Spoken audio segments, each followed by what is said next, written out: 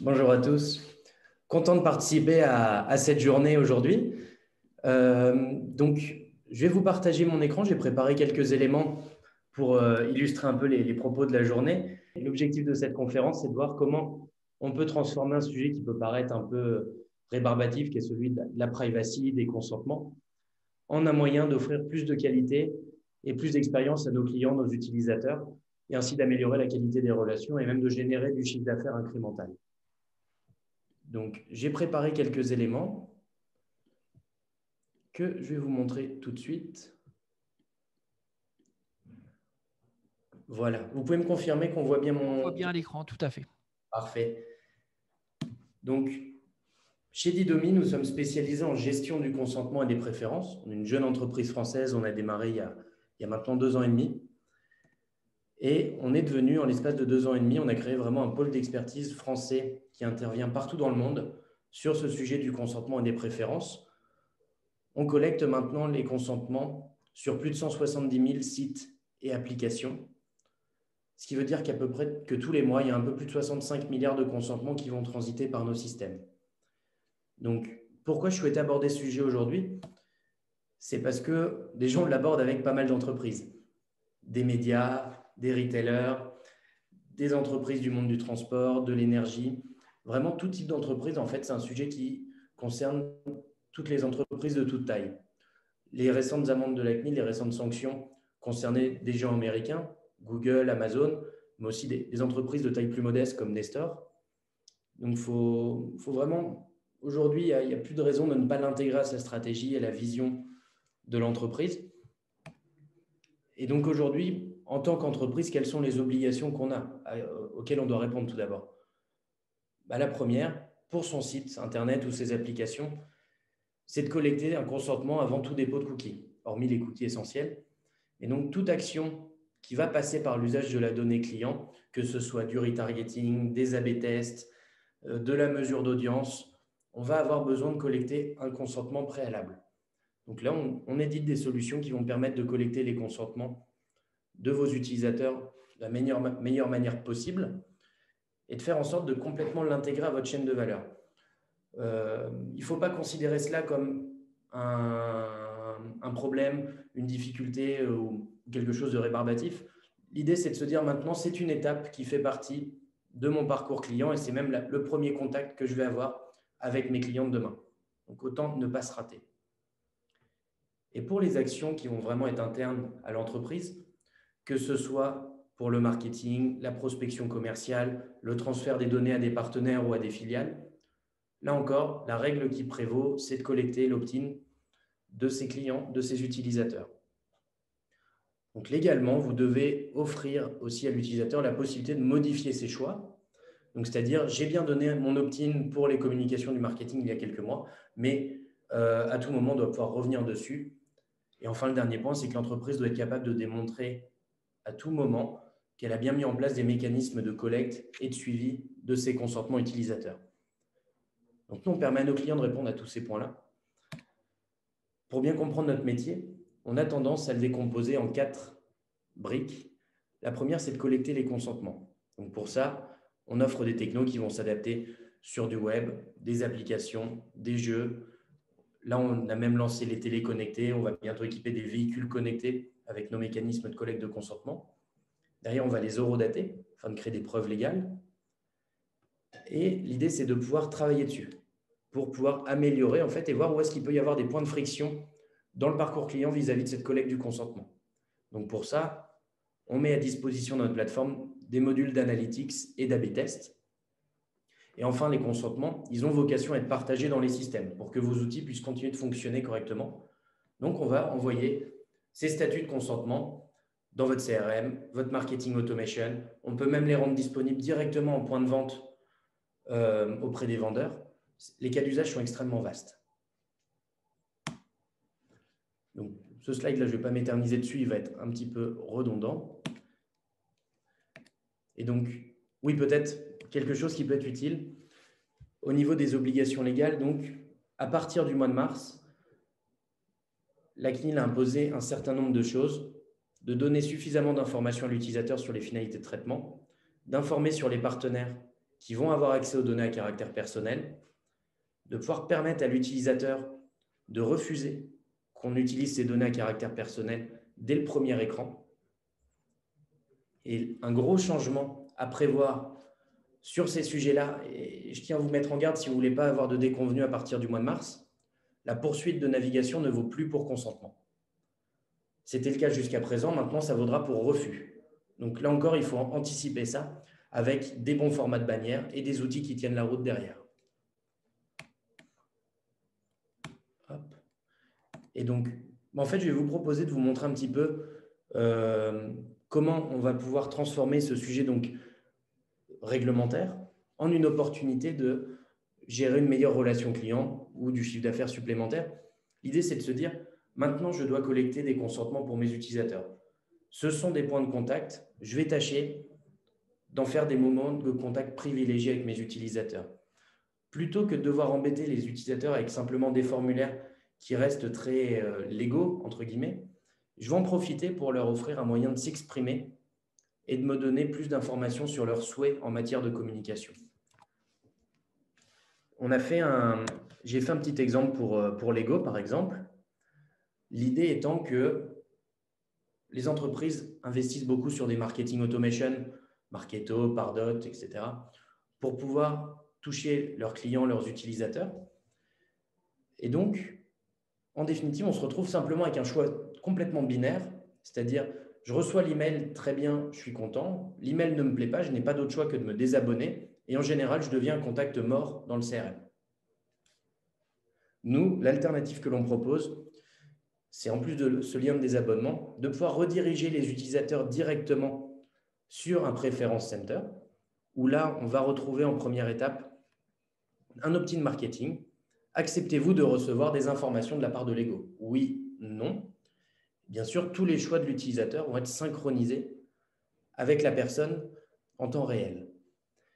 Et donc, cet opt-in, donc ça, c'est une obligation légale, mais derrière, on va lui permettre de s'exprimer. Quels canaux de communication préférez-vous? Est-ce que c'est du mail? Est-ce que vous voulez aussi des SMS, mais vous en avez marre de recevoir des coups de fil? Quelles thématiques vont vous intéresser? Les produits saisonniers, les promotions et même les exclusivités produits. Aussi, à quelle fréquence vous souhaitez qu'on vous contacte? Tout ça, ce sont des informations. Ne pas sursolliciter un utilisateur, un client, ça fait partie d'une expérience haut de gamme. Il n'y a rien de pire que d'être contacté au mauvais moment ou sur le mauvais canal. Même si j'aime la marque, ça reste une expérience désagréable. Et donc là, offrez la possibilité à vos utilisateurs de pouvoir faire ce choix lui-même et de pouvoir s'exprimer librement. Donc l'idée, c'est que nous allons vraiment synchroniser l'intégralité de ces choix de l'utilisateur et envoyer ce statut dans le CRM, dans le marketing automation, sur un call center. On peut se prêter au jeu, par exemple, et imaginer pour une marque de haut de gamme ou de luxe, pour une entreprise du luxe qui aurait plusieurs marques, par exemple, on peut tout à fait imaginer ce type d'outil et se dire quelle marque vous intéresse? Quelle ligne de produits vous intéresse? Est-ce que vous êtes plutôt horlogerie, maroquinerie, vêtements? Les cas d'usage peuvent être vraiment très très larges et c'est vraiment ça la richesse de la solution. On met à disposition de nos clients une console où ils vont pouvoir créer tous ces blocs. Et en plus de cela, donc là, ces blocs sont présentés dans une vue utilisateur. Mais pour vous, pour votre organisation, on est capable de les intégrer à n'importe quel moment du parcours de vente ou du parcours client même. C'est-à-dire, on peut les mettre dans un formulaire afin de toujours rattacher un statut de consentement, une préférence d'un utilisateur à la bonne personne. Et là, on est capable d'aller très très loin. On parle beaucoup d'expérience maintenant. C'est quand même quelque chose que toutes les entreprises cherchent à porter dans leurs valeurs. Imaginez un vendeur en magasin qui discute avec un de ses clients. Très souvent, il a une tablette avec lui. Et en nouant le dialogue, en discutant, écoutez, est-ce que vous avez entendu parler de telle ligne de produit? Si vous souhaitez, je précise directement qu'on peut vous envoyer de la communication là-dessus. Donc, il a simplement à saisir l'adresse email de la personne pour voir les choix et les préférences qui ont déjà été faits, les modifier en conséquence, le client reçoit un email ou un SMS de confirmation et le marketing reçoit l'information directement dans ses systèmes et va pouvoir en tenir compte dans les communications à venir. La conviction qu'on a chez Didomi, c'est que l'entreprise de demain, elle va fonctionner comme ça. L'idée, c'est que intégrer la privacy dans sa vision, dans la stratégie de l'entreprise, c'est vraiment un moyen d'offrir plus de valeur, plus de services. On peut encore tricher un petit peu avec des fonctionnalités un petit peu détournées pour collecter des données, mais ces modèles ne vont pas être pérennes dans le temps. L'idée, c'est que l'utilisateur maintenant est le roi sur ces données. Sans consentement, il n'y a pas d'usage qu'il soit possible d'en faire. Donc, autant anticiper et chercher à aller de l'avant sur ces sujets-là. Donc, qu'est-ce que je souhaitais vous montrer ensuite? Voilà. Encore une fois, comme je vous le disais tout à l'heure, l'idée, c'est que parmi les consentements et les préférences, un certain nombre sont des obligations légales. Il est important de pouvoir monitorer toute cette performance et de pouvoir le suivre par site, par application, même par pays. On a une technologie qui va s'adapter en fonction de la législation de chacun des pays. Et donc, l'idée, c'est de pouvoir trouver des interfaces qui soient agréables, utiles à l'utilisateur et qu'ils soient pleinement intégrés au parcours client. Je peux vous montrer l'exemple de Didomi, par exemple, qui est extrêmement parlant. Donc, comme je vous le disais tout à l'heure, là, on est sur du consentement cookie, ça apparaît comme assez basique. Donc, mais c'est quand même important de pouvoir le brander correctement quand on est une marque qui offre des produits, des services haut de gamme. On se doit d'offrir une expérience ultime, optimale à chacun des moments qu'on va pouvoir passer avec nos clients. Et cette étape en constitue un. Donc là, on peut voir qu'on a quelque chose qui est complètement adapté à la charte graphique du site. On peut librement accepter, refuser, faire un choix plus fin au niveau des finalités, dans un langage qui est compréhensible pour l'utilisateur. On ne voit pas votre écran. Ah, pardon. Pas le bon écran. On Voilà, voit une présentation c'est celui. PowerPoint. Voilà, c'est mieux. Voilà. Donc, comme je disais, des finalités dans un langage compréhensible pour l'utilisateur et même un choix directement au niveau des partenaires. Je peux vous montrer quelques autres exemples clients, par exemple France TV, qui a choisi de pleinement, là encore, l'intégrer à la charte graphique. Donc, on peut voir que cette bannière de consentement, on reprend les mêmes formats de boutons, la même police. Et l'idée, c'est qu'on a même lancé récemment des bannières qu'on est capable d'habiller. Quand on travaille dans la maroquinerie, le secteur du luxe, on a une richesse des éléments qu'on peut partager, que ce soit des jeux de textures, d'images. Et l'idée, c'est, si je suis un maroquinier, pourquoi ne pas habiller ma bannière avec un contenu, une texture qui va rappeler celle de mes produits. Et c'est avec ce genre de technologie qu'on va être capable de vraiment montrer que la privacy a véritablement été intégrée à l'image de marque, à la vision qu'on cherche à porter et partager à nos utilisateurs. Et donc, comme je vous le disais, tout ça, on peut le mesurer en temps réel, directement dans la console. Donc, tac, je vais revenir sur la présentation initiale. Hop. Voilà. Bien sûr, oui, j'ai oublié de préciser, s'il y a des questions, n'hésitez pas à les poser directement. Vous pouvez la mettre en plein écran pour qu'on puisse la voir. Voilà, parfait. Et donc, parmi les avantages de cette technologie, c'est qu'on va être capable de partager les consentements entre d'un même utilisateur donné sur plusieurs sites ou sur différentes applications. On va être capable de les partager, donc, comme je vous le disais tout à l'heure, avec une richesse d'écosystème extrêmement large. Et on s'adapte à peu près à toutes les technologies. Donc, pourquoi il y aura un intérêt à nous solliciter? C'est que tout d'abord, on a un acteur français. On a un acteur français expert sur ces sujets-là. On a l'habitude d'accompagner des entreprises qui investissent beaucoup sur la qualité de leurs relations clients. Donc, on a vraiment une expertise. On a su créer un pôle d'excellence français à ce niveau-là. Donc, on accompagne tous nos clients dans cette thématique-là. Donc, ça, c'est peut-être un des axes les plus forts, et je pense que c'est peut-être le point commun qu'il peut y avoir entre une marque de luxe et un acteur de la technologie, c'est tout l'humain qu'on va être capable de mettre derrière. La qualité d'accompagnement du service. Donc, n'hésitez pas. Dans le cadre de cette intervention aujourd'hui, on a décidé d'offrir un audit de la conformité de vos sites et une recommandation par rapport au consentement et préférences utilisateurs.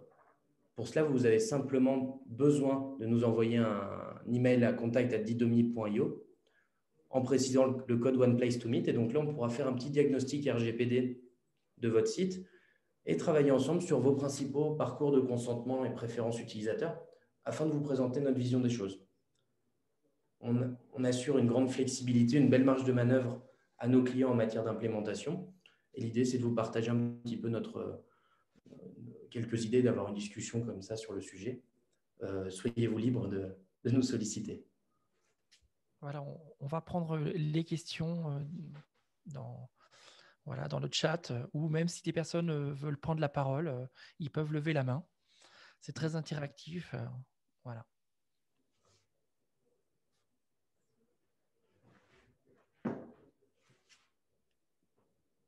Alors moi, j'aurais une question. Quand on est entreprise dans le domaine du luxe ou autre, avec une portée internationale, il doit y avoir une adaptation qui est faite aux différentes législations. Comment votre solution la prend en charge, uniquement l'aspect linguistique ou l'aspect donc législatif? On peut découper en fait en fonction de différents sites ou même de la langue du site. Exactement. Là, on a actuellement une technologie qui va s'adapter automatiquement à 27 langues différentes. Et on va l'étendre là au fin du trimestre ou trimestre prochain. On devrait rajouter toutes les langues asiatiques et de droite à gauche.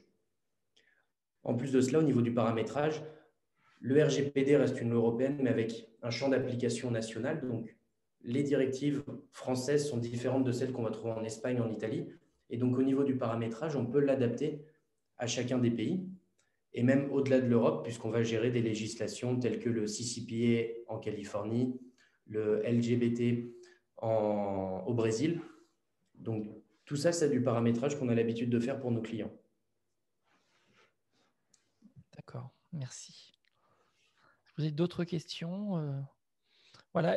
Et aujourd'hui, est-ce qu'on sait combien d'entreprises ou de sites web sont à jour vis-à-vis de ça, vis-à-vis de ces dispositions, vis-à-vis de recueillir le consentement, de mettre à disposition la possibilité de choisir justement le consentement pendant l'évolution du site, parce que généralement, on a un petit disclaimer, une petite alerte au début, on dit OK, et puis après, on l'oublie en fait. Le cookie est enregistré et notre consentement est oublié. Mais comment ça fonctionne? Est-ce qu'on a l'obligation, par exemple, de remettre une demande de consentement tous les X semaines? Comment ça fonctionne en fait? Exactement. Le consentement a une durée de vie aussi limitée. Actuellement, la durée maximale d'un consentement est de 12 mois en France. Ça correspond à la durée de vie maximale d'un cookie. La CNIL a récemment conseillé d'adopter une durée de consentement de l'ordre de 6 mois. Ça, c'est quelque chose qui a évolué récemment. Et même au-delà de ça, pour répondre à la question initiale, il y a assez peu de sites qui sont en conformité encore maintenant en France.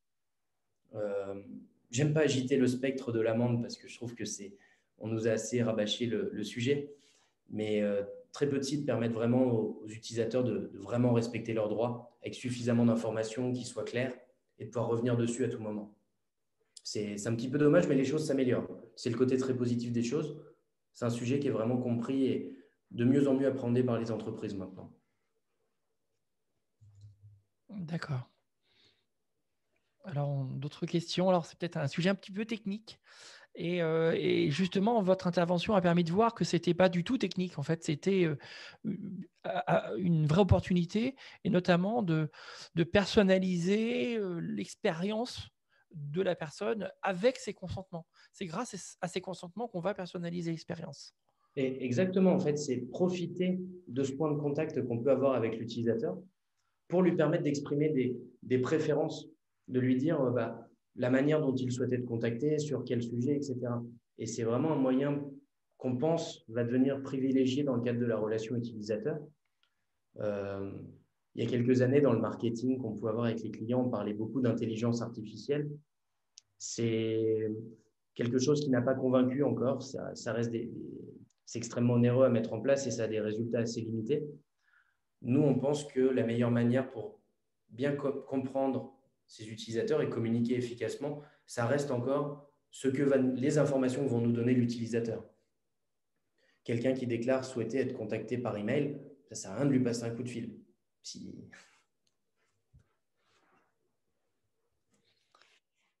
Voilà,